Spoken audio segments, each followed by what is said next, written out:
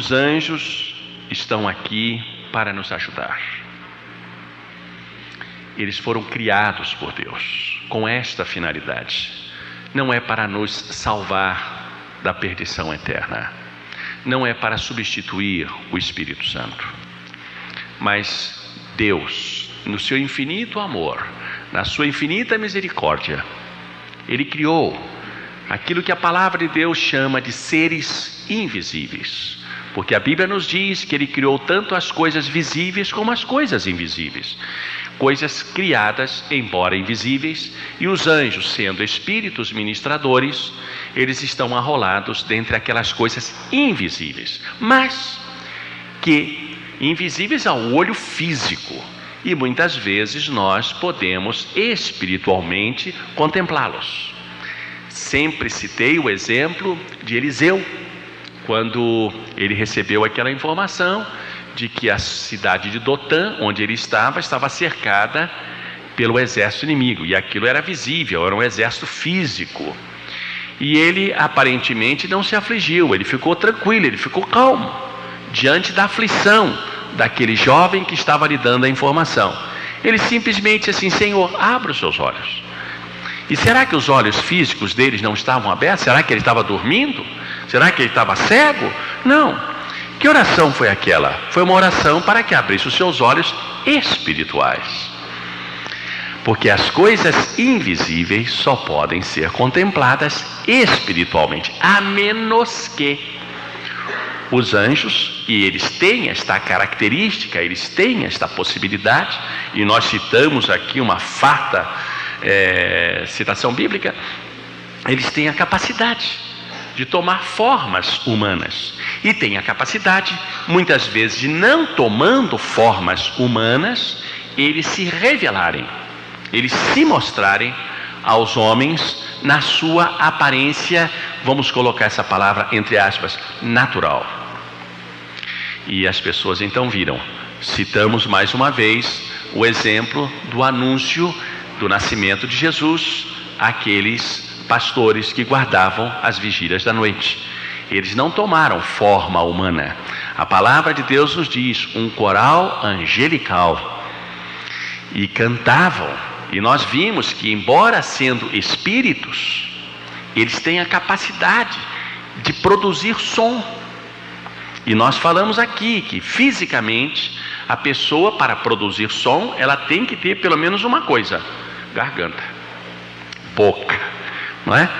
E nós então vimos que os anjos, eles têm esta capacidade, eles louvam a Deus. Em primeiro lugar, é bom que nós entendamos que nós podemos errar na resposta. Nem sempre a gente aprende acertando. Tem muita gente que, para aprender, erra. Não é verdade? Muita gente que erra para acertar. E eu sempre cito o exemplo da bicicleta, né? Hoje ninguém mais anda de bicicleta, hoje tudo é moto, é carro, né? Meu tempo ainda é do patinete. Mas quando a gente anda, para aprender a andar de bicicleta, leva-se muito tombo, rala-se muito o joelho, não é verdade? Até que finalmente uma hora a gente sai andando. E existem aqueles que já pegam a bicicleta e saem andando. Mas muitas vezes a gente precisa ralar o joelho, errar para aprender. Então os irmãos não fiquem temerosos em dar uma resposta errada. Mas o importante é a gente aprender o certo. Então vai uma pergunta que vai provocar os irmãos. Eu gosto de fazer perguntas para provocar mesmo. Essa pergunta, vamos ver. Nós vimos no estudo sobre os anjos, pessoas conversando, vendo, falando, sendo advertidas, sendo libertadas, né, de problemas, enfim, de uma série de coisas, experiências múltiplas.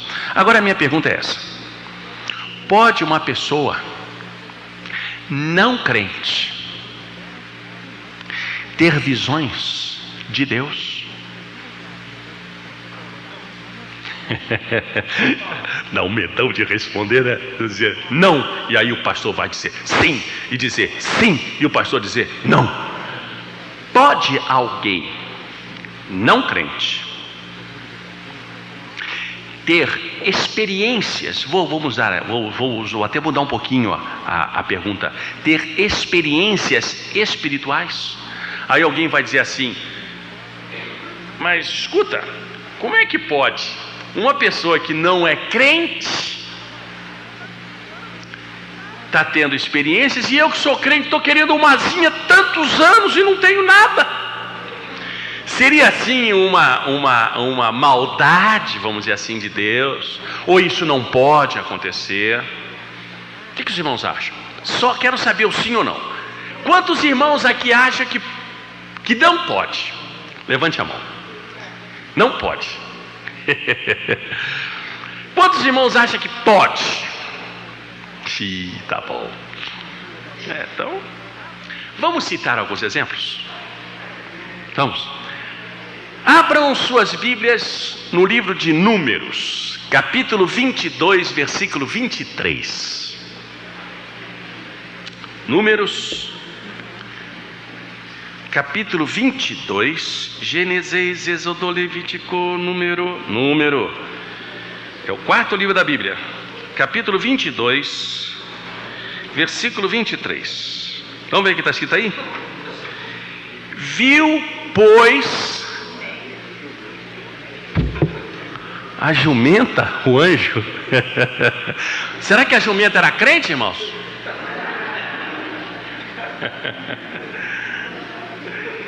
E como é que a gente sabe que a jumenta viu?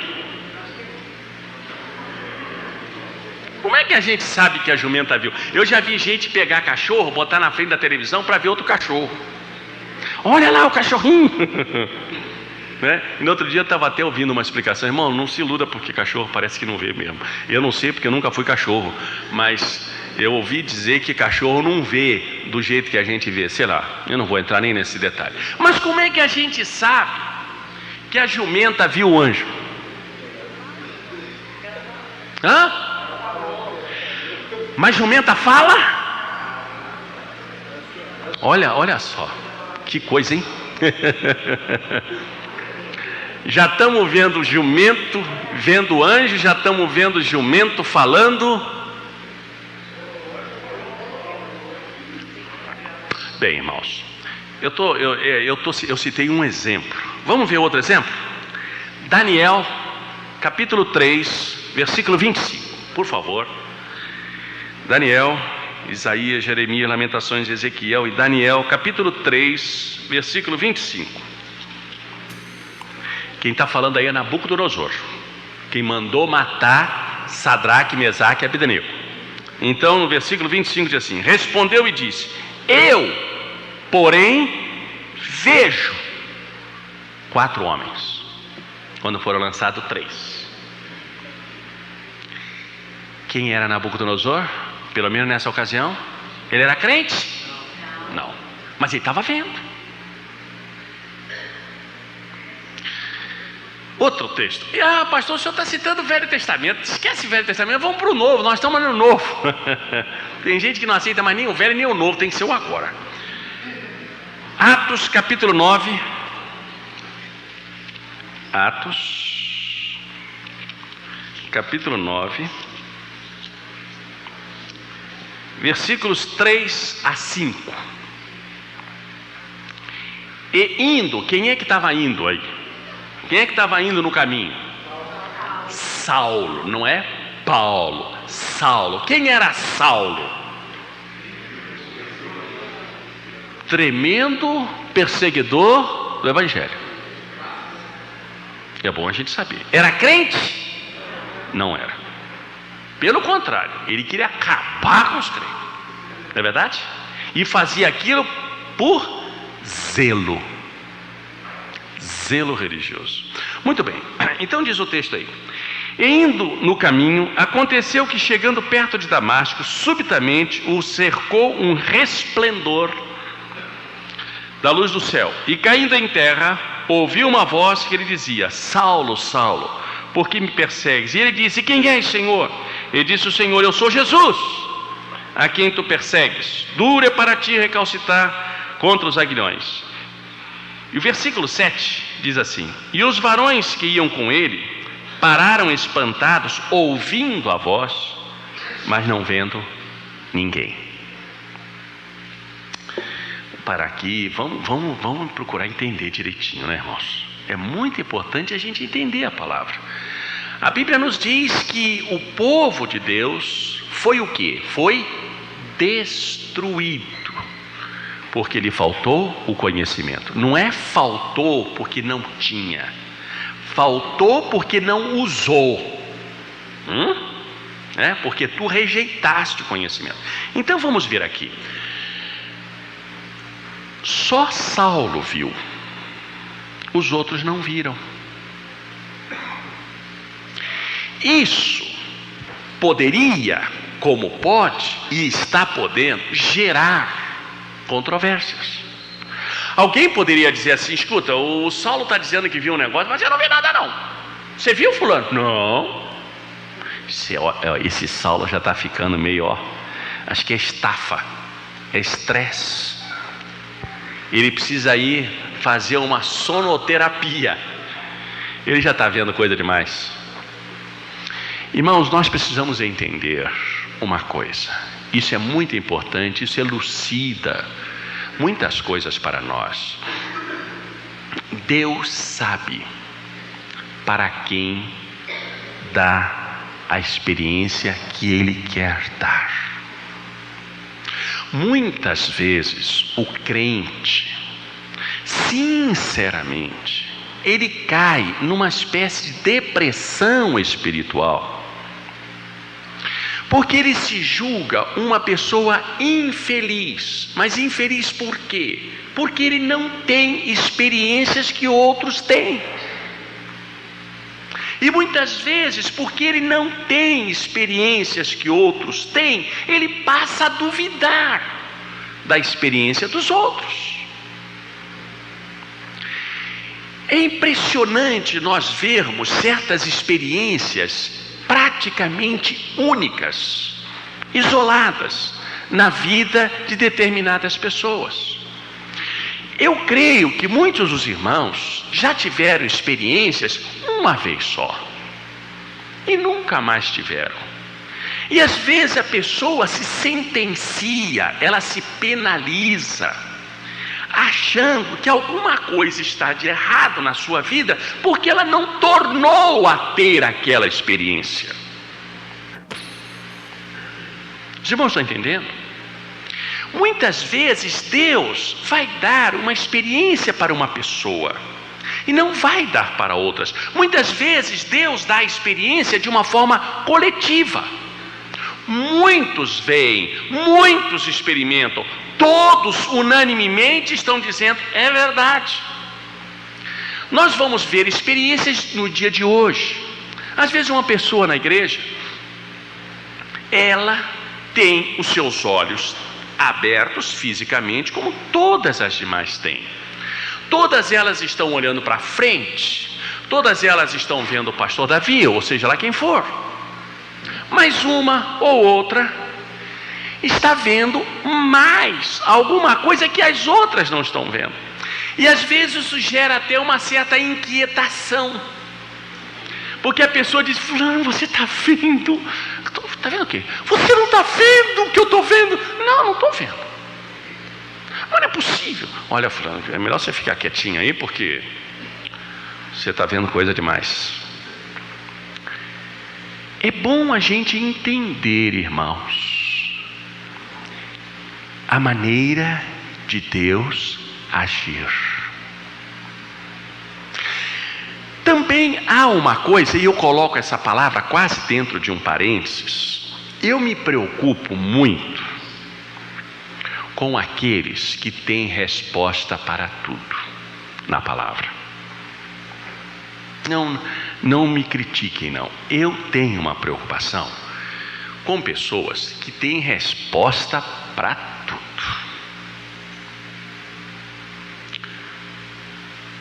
Eu creio que Deus pode e quer revelar toda a sua vontade aos seus filhos. Eu creio.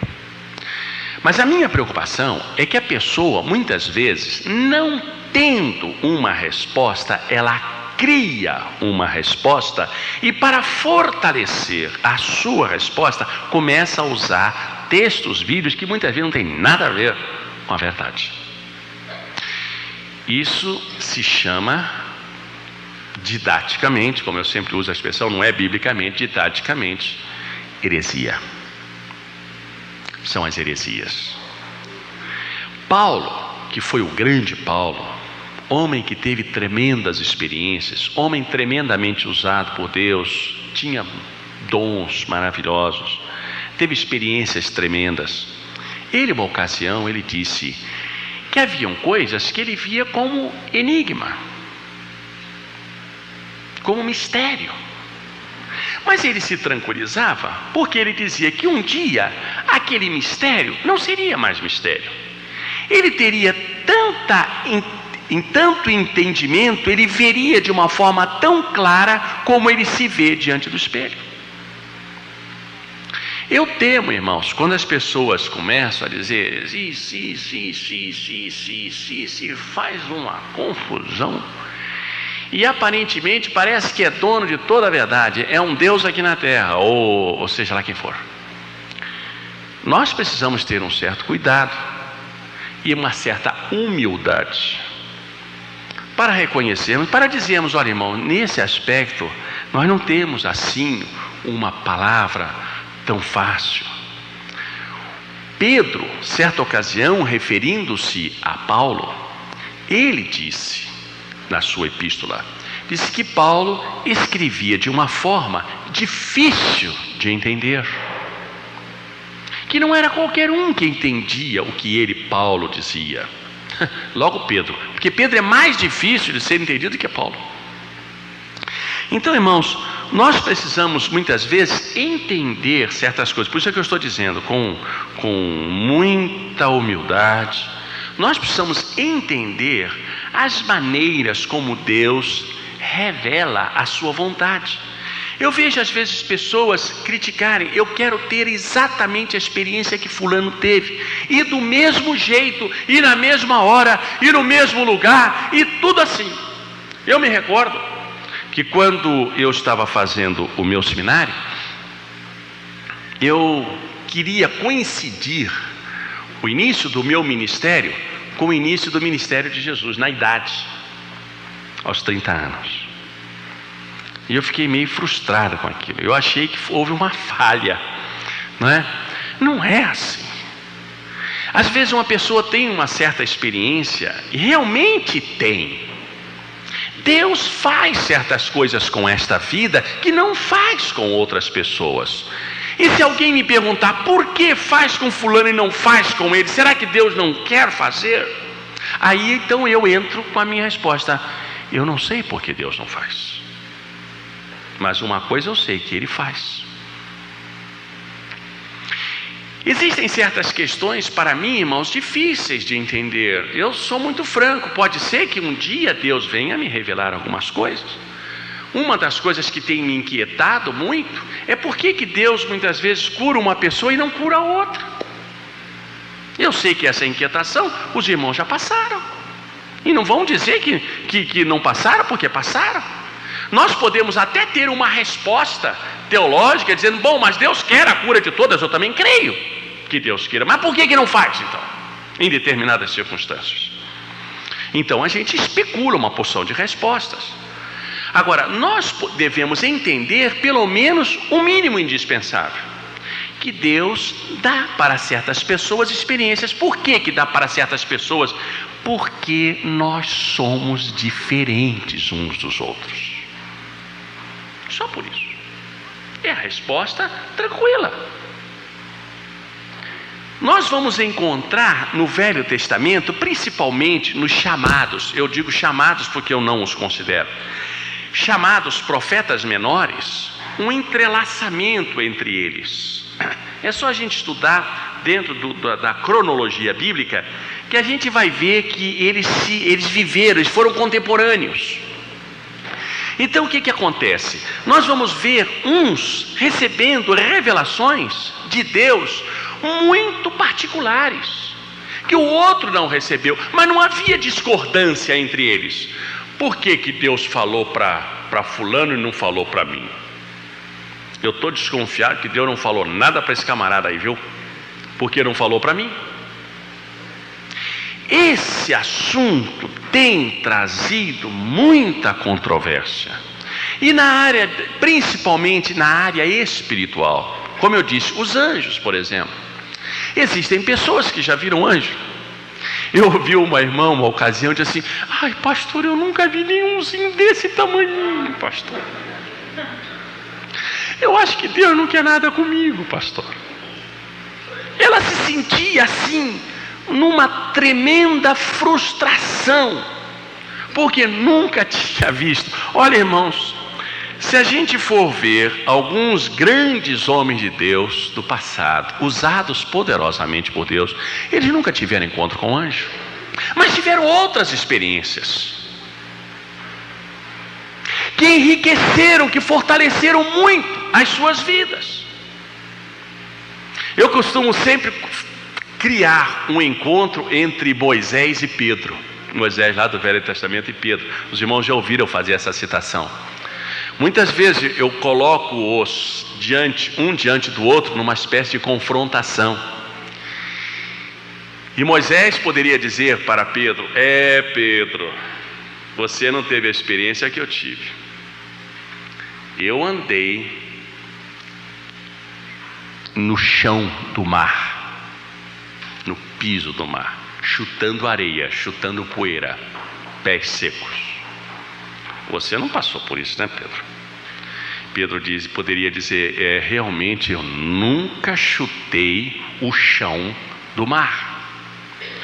Mas Moisés, eu andei por cima do mar. Não, a sua experiência não vale, a minha que vale. Que isso, irmão? Um andou por cima. Será que Deus não poderia, diante do povo do Egito, lá quando o faraó estava perseguindo, será que Deus não poderia endurecer, vamos usar a expressão, vamos botar lógica nisso, endurecer a água e o povo andar por cima das águas, como Pedro andou? Se bem que a água não ficou dura, mas ele andou por cima das águas. Mas será que Deus não poderia fazer isso? E quando o faraó andasse em cima na mesma trilha, daqui a pouco afundava todo mundo? Não poderia? Claro que poderia. O meu Deus é o El Shaddai, ele pode tudo. Então, irmãos, esta questão que eu estou frisando bem aqui, nós precisamos ter muito cuidado no julgamento, porque às vezes a pessoa começa até a avaliar o grau de espiritualidade de alguém pelas suas experiências. Nós vamos encontrar homens de Deus tendo uma experiência, talvez única, não teve outras. Não é andar pelas experiências, mas é andar recebendo experiências. Eu falo muito aqui sobre as emoções. Os irmãos já me ouviram muito falar sobre isso. Existem pessoas que não admitem que um crente possa ter emoções, espiritualmente falando. Não, isso aí é mera emoção, porque fulano leva o auditório ao emocionalismo. E nós vemos, o que é isso? Nós não podemos ser dirigidos pelas nossas emoções, mas podemos tê-las. O ser humano é um ser emotivo. Ele não pode separar a sua vida, o seu eu, o seu ego, das suas emoções. Não pode. Não existe essa possibilidade. O irmão deu corda no que faz barulho aí. Então, ele não pode separar. Muitas vezes quando uma pessoa diz assim: isso aí é pura emoção, essa maneira dele falar é emoção. Então, nós não podemos ser dirigidos, levados pelas nossas emoções, mas podemos tê-las. Elas não são a locomotiva, mas são o carro. vagões. É como a Bíblia diz, as coisas que acompanham a salvação. Então, irmãos, é bom que a gente entenda uma coisa: Deus vai lidar com você como você é. Não queira ser fulano, não queira ser beltrano para ser usado como aquela pessoa é. O que pode acontecer é fulano, beltrano, cicrano incentivá-lo, ser realmente uma inspiração na sua vida. Claro que pode. Não há nenhum demérito, não há nenhum prejuízo nisso. Eu me lembro que até alguns tempo atrás, eu não vou usar a palavra da forma correta, mas só para os irmãos entenderem. Eu tinha o meu ídolo, claro, crente não pode ter ídolo, mas eu tinha o meu ídolo, né? O meu, assim, Deus do céu e Billy Graham na terra. Então eu achava que Billy Graham, o dia que eu for que nem Billy Graham, eu vou fazer o que Billy Graham faz. Meu irmão, não se iluda. Não se iluda. Deus vai usar você como você é. Você já leu a vida de Amós? Quem era Amós? Você já leu a vida de Isaías? Quem era Isaías? Pegar um profeta grandão aí, Isaías, né? Tinha os lábios impuros, fazia parte de um povo de impuros lábios, e Deus fez de Isaías um grande homem. Agora, à medida, e essa é a frase seguinte: à medida que nós vamos mantendo comunhão com Deus, esta comunhão com Deus, ela é gratificada, ela é recompensada com experiências. Eu ouço muitas pessoas criticarem: ah, fulano só quer saber de experiências. Meu irmão, na verdade, o ser humano, e até na área espiritual, ele é marcado por experiências. Tudo são experiências. Você não pode viver sem experimentar a vida. Você não pode viver uma vida de casado sem experimentar o que o casamento traz. Você não pode desassociar as experiências. Na palavra de Deus, nós encontramos experiências em todos os sentidos. E eu ouço algumas pessoas dizer assim: ah, ele é daqueles crentes que só quer saber de experiências. Muito bem, então vamos dizer, ele não quer saber de experiências. Então ele quer saber de quê? De que ele quer saber? A menos que ele queira simplesmente armazenar um conhecimento e nunca praticá-lo, porque na medida que ele praticar a experiência, o ensinamento, o conhecimento adquirido, vai se chamar experiência. Nós precisamos experimentar. A palavra de Deus nos autoriza, nos incentiva, nos recomenda: não vos conformeis com este mundo, mas transformai-vos pela renovação do vosso entendimento. Para quê? Para que experimenteis qual seja a boa, agradável e perfeita vontade de Deus. Então, meu irmão, não fique preocupado em querer ter experiências. O que o irmão deve se preocupar é em não querer, deve se preocupar em querer, aliás, ser igual a fulano. Nós não podemos. Deus vai usar você do jeitinho que você é. Agora, Ele vai usar você para melhorar você, para que à medida que você for tendo comunhão com Ele, recebendo as revelações dEle, então, o que é que Deus quer afinal de mim, meu Deus? Eu tenho feito essa pergunta várias vezes ultimamente. O que que Deus quer do seu povo? Um povo que Ele já salvou, que Ele já escreveu no livro da vida. Ah, Ele quer que fale os outros. Tudo bem, falei para os outros. E agora? O que Deus quer com o seu povo é mostrar a este povo que vale a pena para este povo obedecê-lo, tê-lo como Deus. O que Deus sempre quis com o povo é ser o seu Deus. Mas ser seu Deus para quê? Para mostrar a esse povo que vale a pena. Compensa. Quando nós dizemos: eu sei em quem tenho crido, e estou bem certo que Ele é poderoso, Quando nós dizemos isto, nós estamos dizendo fruto de uma experiência. Eu sei. Como é que você sabe? Eu sei que sei. Então, isso é importante. Agora, voltando à minha primeira questão levantada aqui. Uma pessoa não crente pode ter uma revelação de Deus? Pode. Poderia parecer até uma certa injustiça de Deus dar uma revelação para uma pessoa não crente e não dar para uma pessoa crente. Poderia parecer. Eu já ouvi pessoas dizerem isso. Aliás, eu li recentemente, eu vivo lendo, mas eu li numa das páginas de um livro, dizendo o seguinte, que tinha uma senhora no auditório e ela tinha um passado muito feio, muito negro, passado dela. E todo mundo na igreja sabia.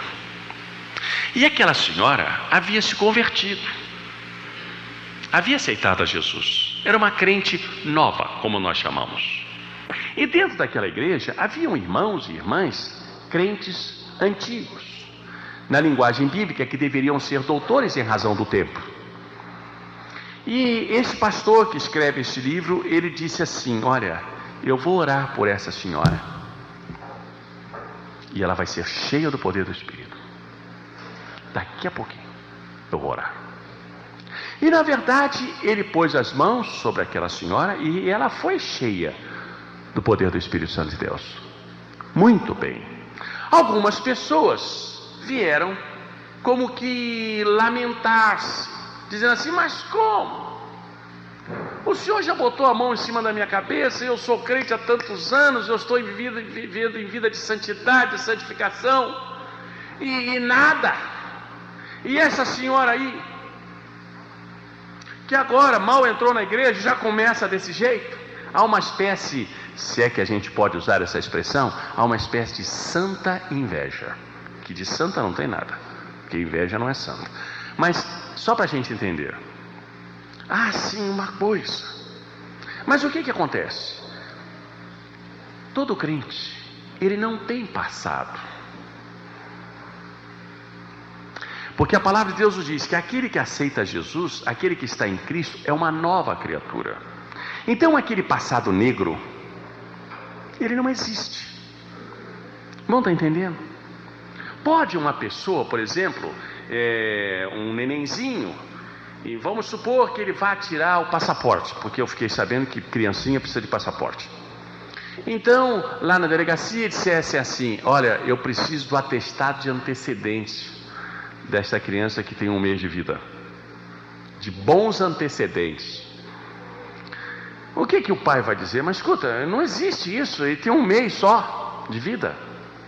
Não existe os antecedentes. O crente, quando ele aceita Cristo, ele não tem esse passado. Por isso é que nós muitas vezes vemos irmãos e irmãs novos convertidos, já tendo experiências que talvez crentes mais antigos não tenham, e ele se sente injustiçado. Por quê? Fulano mal entrou, será que é privilegiado? Será que o Senhor está fazendo acepção? Não, meu irmão, não, minha irmã.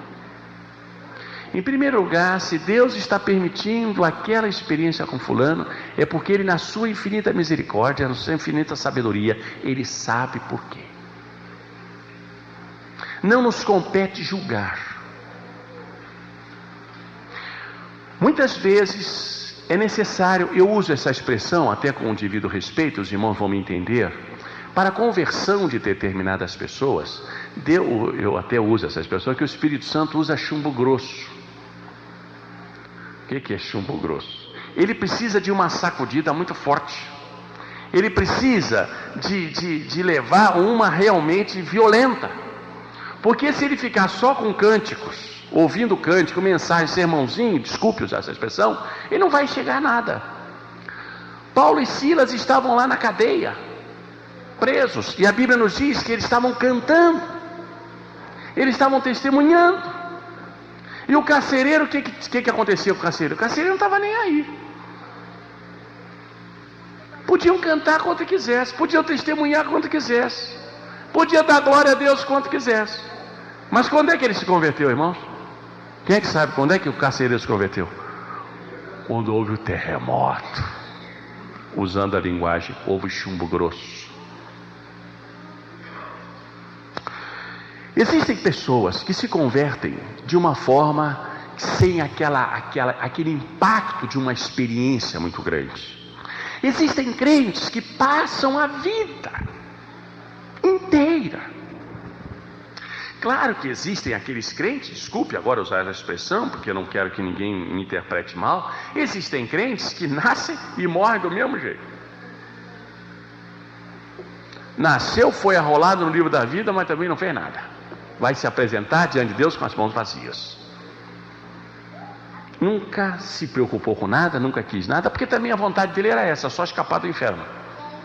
Escapei do inferno, para que mais? Não precisa de mais nada. Já estou salvo? Chega. Existem aqueles irmãos que mal aceitaram a Jesus, já estão no fogo, já entraram direto, já estão querendo tudo, não estão se satisfazendo só com o seu nome escrito no livro da vida, eles querem mais, e começam realmente a ter certas experiências. E irmãos, muitas vezes, porque não tiveram, começa a criticar. Mas eu creio, irmãos, que existam também crentes que nunca tiveram experiências espetaculares, assim chamadas espetaculares. Será que esses crentes, por nunca terem tido experiências espetaculares, dons espetaculares, será que esses crentes são menos crentes do que outros? Como é que nós vamos medir a espiritualidade? Agora digo o pastor Davi, eu creio que a espiritualidade só pode ser medida por uma coisa, por um parâmetro, pela comunhão com Deus. Porque a comunhão vai levá-lo ao conhecimento da palavra de Deus, obviamente. Pela comunhão. Eu quero um dia fazer um estudo sobre o que é comunhão. Mas eu quero encerrar este assunto. Eu quero colocar o cal, né? Como se diz aí fora, eu quero colocar a pedra em cima desse negócio aqui. A questão dos anjos. Se o irmão, quer ver uma coisa? Irmão, seja muito franco, hein? Muito sincero. Não se dê, depois de tudo que eu falei, não se dê por melindrado nem constrangido. Não é verdade? Quem aqui nunca viu um anjinho nem desse tamanhinho? Levante a mão. Nunca viu. Eu não estou preocupado. Pode baixar as mãos. Não quero ver ninguém que levantou, quem não levantou, para ninguém ficar constrangido. Será que eu vou dizer para o irmão, para a irmã, irmã, olha, está na carne, viu? Porque nunca viu. Será? Talvez esses irmãos, essas irmãs que nunca viram anjo, tiveram outro tipo de experiências tremendas em outras áreas. Deus, irmão, eu quero tranquilizar muito o seu coração. Deus vai dar para o irmão aquilo que o irmão precisa receber. Deus não vai dar para o irmão aquilo que o irmão não precisa. O irmão está me entendendo? A Bíblia nos diz que o Senhor distribui conforme Ele quer, para que haja edificação do corpo. O irmão já reparou que esse meu dedinho aqui, para chegar desse tamanho, demorou o mesmo tempo que a minha perna demorou para chegar daquele tamanho? Ela cresceu muito mais rápido do que esse dedinho. Imagina se o meu dedinho crescesse do mesmo jeito que a minha perna cresceu. Já pensou? Eu ia ter uns dedões aqui tremendos. A minha orelha. Bom, quando Paulo, escrevendo aos Coríntios, ele assemelha a distribuição com o corpo, não não é só na questão geográfica, física, da colocação do olho em cima, o pé, não é só isso. É em todos os sentidos. Quando o dedinho fica encravado, a unhazinha do dedinho, que já é pequenininha, quase não existe. Tem gente que já não tem mais nem unha do dedinho, não é? Mas quando ela encrava, meu irmão, o seu olho funciona. Como é que o seu olho funciona? Sai água. Chora. Isso é muito importante. Eu vejo crentes que se dão assim por frustrados, por esquecidos de Deus. Agora, irmão, eu não quero aqui pregar um comodismo, dizendo assim, bem, já que eu sou assim, Deus vai fazer de mim o que Ele quiser, e vou deitar numa rede, e vou ficar falando lá uma vez ou outra maranata e pronto. Não, irmão, eu disse que Deus, à medida que o irmão vai tendo comunhão com Ele, vai lhe dando experiências. Para quê? Para mostrar ao irmão que vale a pena. Tudo que o irmão faz para Deus, tudo, tem a recompensa, sabendo que o vosso trabalho não é vão no Senhor. O irmão sabe o que significa isso? Não ser vão no Senhor. Isto é, tem a recompensa, recebe a recompensa. Nós precisamos entender isso, irmãos. Talvez a sua recompensa não seja igual à recompensa de outro. E talvez a recompensa que o irmão recebeu seja tão valiosa que o outro não vai dar o valor que o irmão dá. Isso é muito importante, nós entendermos isto.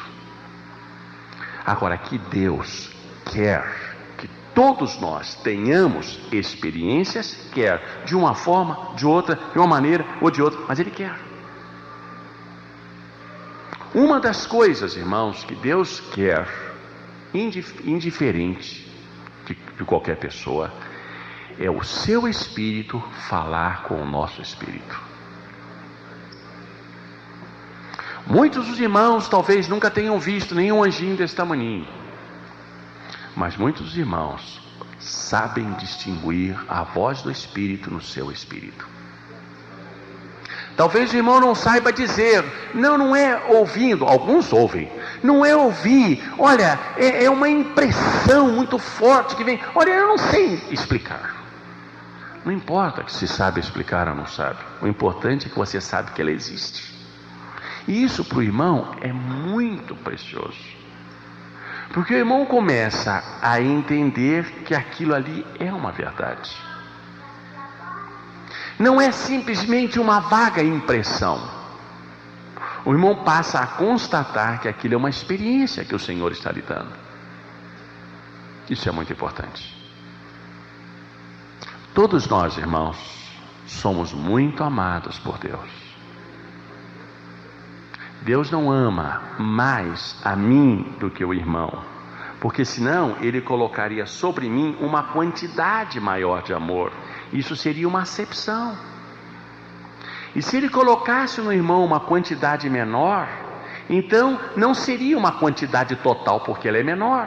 Tudo que é menor não é total. E Deus ama cada pessoa de uma forma total. Isso é lindo. Eu sei que isso é um pouquinho profundo, mas quando nós começamos a entender essas coisas, não há motivo para ter aquilo que se chama inveja espiritual. Deus, quanto a mim, Ele me usa como pastor. Irmãos, eu me surpreendo, irmãos. Eu não falo isso com vaidade. Os irmãos, alguns já me conhecem. Eu, por exemplo, eu sei que o Davi, quando está lá no púlpito, não é o mesmo Davi que está na rua. Eu não sei porquê. Alguém poderia dizer, não, deve ser sempre a mesma coisa. Não é. Eu não sei, mas não é. Eu sei, eu noto a diferença. E eu gosto mais daquele lá do que aqui fora. Eu gosto mais daquele lá. Entende? Então, há certas coisas, isso na vida individual da pessoa. Agora calcula numa coletividade. Se o irmão, muitas vezes, o irmão sabe, o irmão não tem a dúvida, todos nós sabemos disso, eu não vou dizer nada diferente. O irmão sabe quando está numa doce comunhão com o irmão, com Deus, e quando o irmão está numa tremenda depressão espiritual. O irmão sabe. Eu creio que isso é a experiência de cada um que está aqui. Tem momentos em que o irmão se sente assim um vazio. E muitas vezes, irmão, alegre-se com isso. Essa sensação de vazio é um prelúdio para uma grande bênção espiritual. Não estou dizendo que isso é uma regra, eu estou dizendo muitas vezes. Porque esta sensação de vazio, aí a gente passa a entender Paulo, quando eu me sinto fraco, quando eu me sinto pequeno, aí que eu estou capacitado, aí que eu estou forte, porque eu caio numa dependência muito grande. Mas quando eu me sinto, eu sou eu, cuidado, irmãos. Uma das coisas que mais tem derrubado grandes homens, grandes mulheres de Deus, é a vaidade. Não haja dúvida, é a vaidade. E foi pela vaidade espiritual que Satanás tentou Adão e Eva. Não foi? Foi. Você vai ser igual a ele. Ele, opa! Vale a pena. Foi pela vaidade. Eu vejo crentes que muitas vezes têm tido experiências tremendas. Deus usa tremendamente.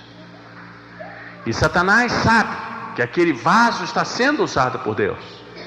E ele vê que não consegue tirar aquilo que o Espírito Santo colocou. Então o que ele consegue? Ele tenta jogar o dardo da vaidade. E nós precisamos estar de olho aberto a percebidos disso.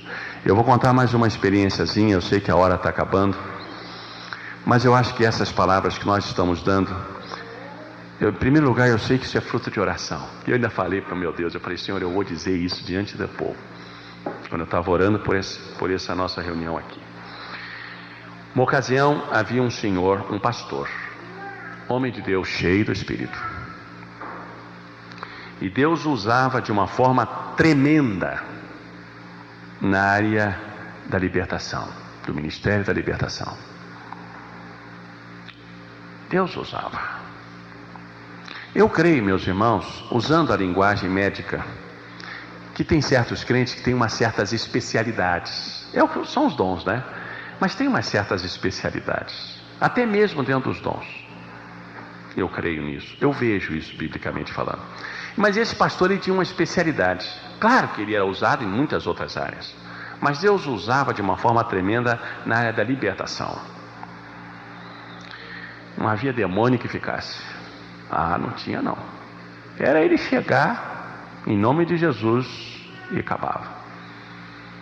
Eu conheço essa cidade, eu conheço essa história.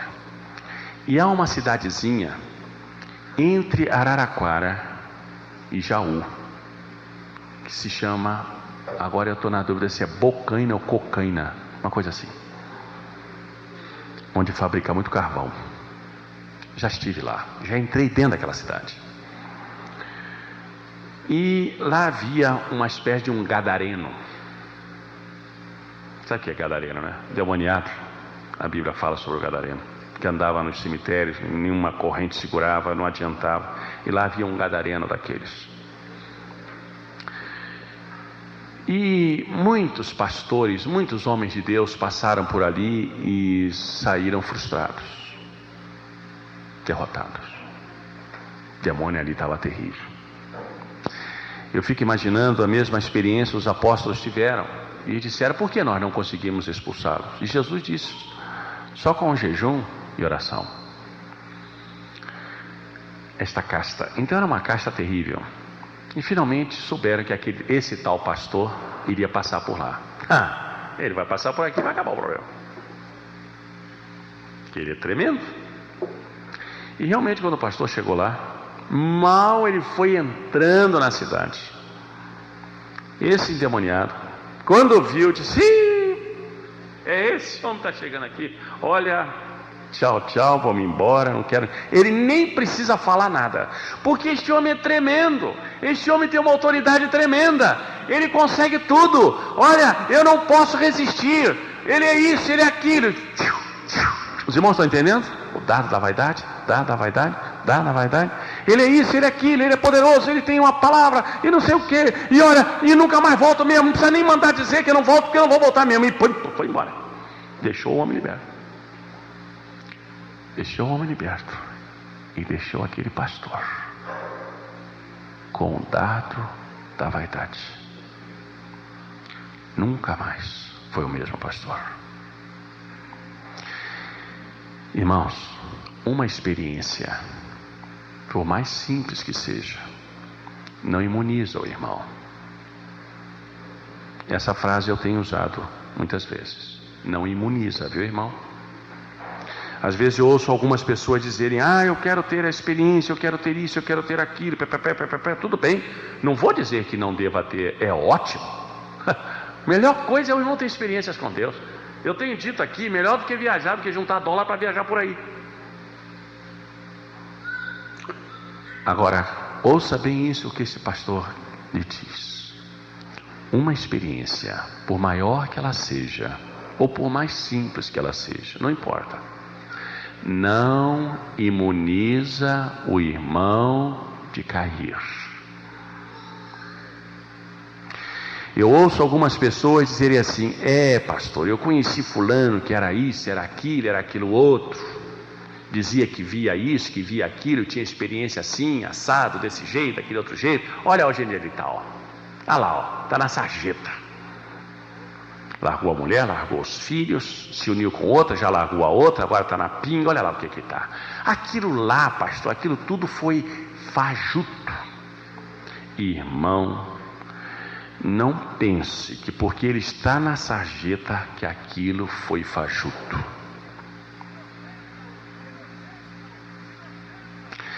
Porque aquela experiência não imuniza a pessoa. Pode até ter sido, tem muita gente que tem experiência que não é experiência coisa nenhuma. Às vezes eu ouço alguém dizer assim: eu conheci um pastor, olha, ele salvou tantas almas, ele era um homem de Deus, um homem cheio da graça, pastor, coisa tremenda. E hoje olha onde ele está, pastor. Está vivendo aí com não sei com quem, largou a família, largou isso. Então quer dizer que aquilo tudo que ele passou era mentira? Pode ser que fosse mentira, mas uma experiência não imuniza ninguém. Eu posso citar a Bíblia aqui a noite toda, e os irmãos já sabem os exemplos que eu cito: Pedro, Monte da Transfiguração, e daqui a pouco lá estava ele dizendo: eu nunca vi Jesus mais gordo nem mais magro, não sei quem é, mentindo. E alguém poderia dizer: está vendo aí, ó, como é que um homem desse que está mentindo desse jeito disse que viu Elias, que viu Moisés, que viu Jesus transfigurado lá no monte? Como é que ele pode dizer um negócio desse? Que experiência coisa nenhuma, mentira. Verdade, ele teve a experiência, mas ele não soube vigiar. Então, meus irmãos, conheçamos e prossigamos em conhecer o Senhor. O Senhor tem experiências para nós? Tem, pastor. Hoje, o senhor acredita nisso, pastor? Claro que eu creio. Eu tenho as minhas experiências. Não gosto de contar as minhas, os irmãos são testemunhas disso. Eu tenho algumas que são só a eternidade. Glória a Deus por isso. Mas eu creio, meus irmãos, que o Senhor quer mostrar-nos o seu poder, a sua realidade. Os anjos estão aí. Eles estão aqui agora. Porque isso é promessa da palavra de Deus. Que eles estão ao nosso redor. Eles se acampam ao nosso redor. Pastor, mas por que eu não vejo? Fulano vê e eu nunca vi. Como eu disse, não queira, meu irmão, ser igual a fulano. Procure crescer na comunhão, no conhecimento. Não pense que isso vai ficar imune diante de Deus, mas terá a sua justa recompensa, terá a sua resposta, sabendo que o vosso trabalho espiritual, atividade espiritual, tem a recompensa. Que Deus nos abençoe, irmãos. Obrigado, meu Deus, porque Tu tens sido maravilhoso para conosco. Reconhecemos, meu Deus, que não merecemos tudo aquilo que Tu nos tens dado. Isso é graça, abundantemente graça. Nós Te louvamos pela Tua graça, pela Tua misericórdia para conosco. Ó Deus, ensina-nos o Teu caminho, ensina-nos a Tua vontade, ensina-nos a Tua palavra, para que nós possamos crescer no conhecimento e na graça do nosso Senhor Jesus Cristo. Pai, nós queremos que Tu nos acrescentes dia a dia experiências marcantes contigo. Ó Pai, nós Te louvamos por aquilo que Tu já tens feito. Nós Te louvamos, ó Deus, porque existem momentos difíceis, momentos de lágrimas, mas Tu vens ao nosso coração e nos dizes: levanta, porque eu estou contigo. Eu Te louvo, eu Te glorifico. Tu sabes, ó Deus, aquilo que se passa no nosso coração.